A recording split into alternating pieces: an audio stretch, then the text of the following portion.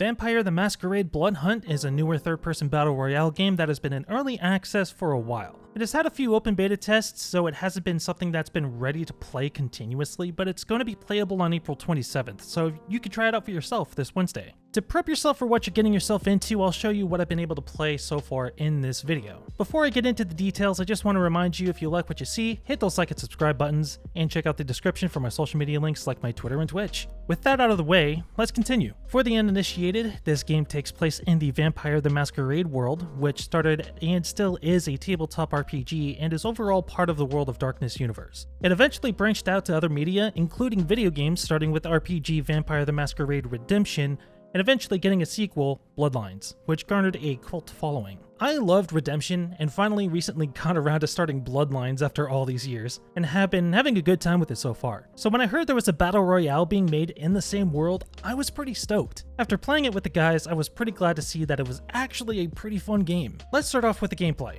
If you like movement and powers, this is definitely something I'd recommend you try out. You can get around pretty quickly, slide jumping, some powers can launch you into the air, and you can climb buildings. The game is very three-dimensional, so you'll need to be aware of all of your surroundings.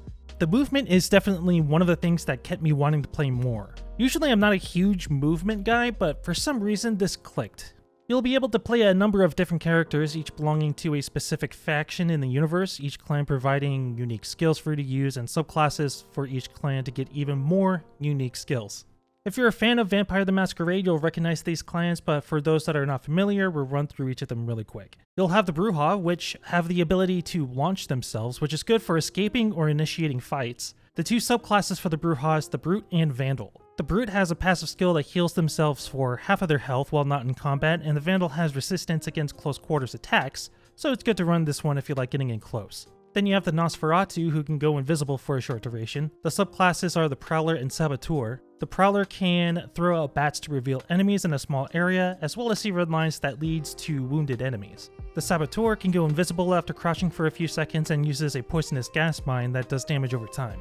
Next up are the Toreador, I think that's how you say it, who has the subclasses Muse and Siren. The client skill allows for an illusionary image to be projected ahead of them, like Mirage from Apex Legends, but they can also teleport to that image if they wish. The Muse's passive can cooldown skills quickly and have a healing AoE to heal themselves and allies. The Siren, however, can charm mortals on the map, which you need to feed on to gain bonuses, and lessens the risk of breaking the Masquerade. They also have a skill that acts like a flashbang.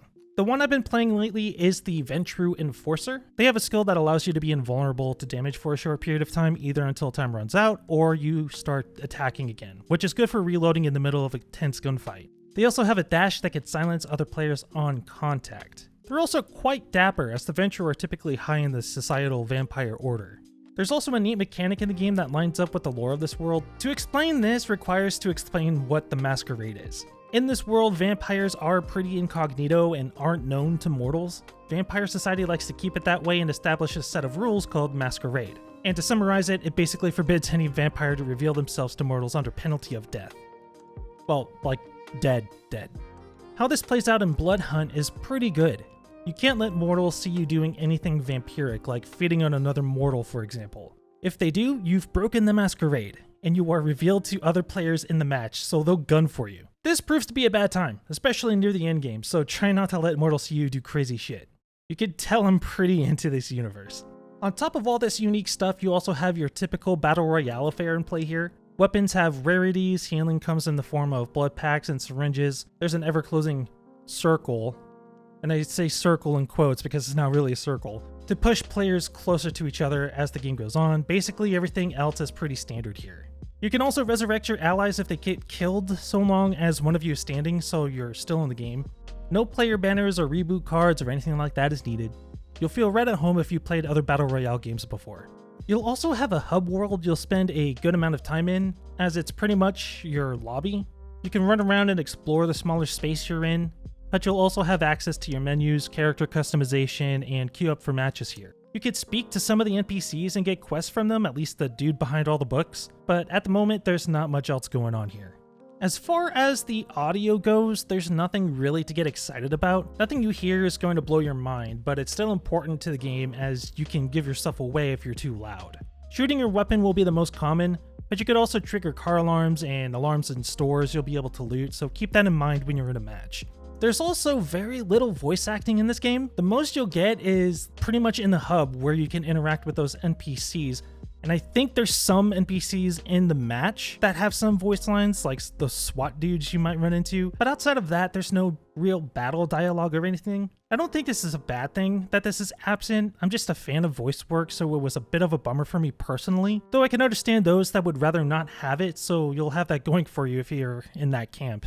At the moment, we only have one map, but I like it so far. There are a few points of interest, plenty of looting options, and lots of verticality. The ability to climb up buildings pretty easily and jump between rooftops feels pretty cool. Plus, this gives you a lot to work with when you get into a fight. I'd say the only thing that might get boring after a while would be the way everything kind of looks. Don't get me wrong, I love this urban nighttime setting, but there is little that sets itself apart from different parts of the map, except maybe an under construction building or the train yard. Everything else is just city streets, and that could bring about map fatigue a bit faster than usual. I do hope we get some different maps in the future, though I doubt we'd be leaving a city-style map just due solely to the gameplay style. Maybe have another map set in New York since you'd have pretty identifiable landmarks like Times Square. It's also a place used in the video games, just like how the current map is set in Prague. So you have a lore reason to set Bloodhunt there. I don't know, I'm just spitballing honestly. Point is, if we get new maps, I hope to see a little bit more nuance in the design of different areas on the map. Vampire the Masquerade Bloodhunt is a pretty competent battle royale game, and I wholeheartedly recommend trying it out if you're into third-person shooters. While still being a battle royale at its core, there is enough here to set it apart from other BR games, like the world it's set in, the verticality and movement mechanics, plus all the clans and subclasses you can play as, with more presumably on the way as the game progresses. Even in my time playing this game, I haven't run into any bugs, which is definitely a good sign. The even sweeter cherry on top of all of this is that it's free to play. And yes, that means microtransactions, but you won't need to buy anything just to enjoy the game. If you have time, give it a shot for yourself. If you're watching this video the day it releases, you'll be able to try it out this Wednesday, April 27th. For now, it looks like it's only going to be available on PlayStation and Steam, so for you Xbox players, you'll have to keep an ear to the ground if they decide to release this on your platform. And that's about all I had for this one. Thanks for watching. Again, if you like what you see, consider hitting those like and subscribe buttons, as that always helps me out. Check out the description to find my social media links, including my Twitter and Twitch. With that being said, stay hydrated, I hope you have a good one, and I'll catch you next time.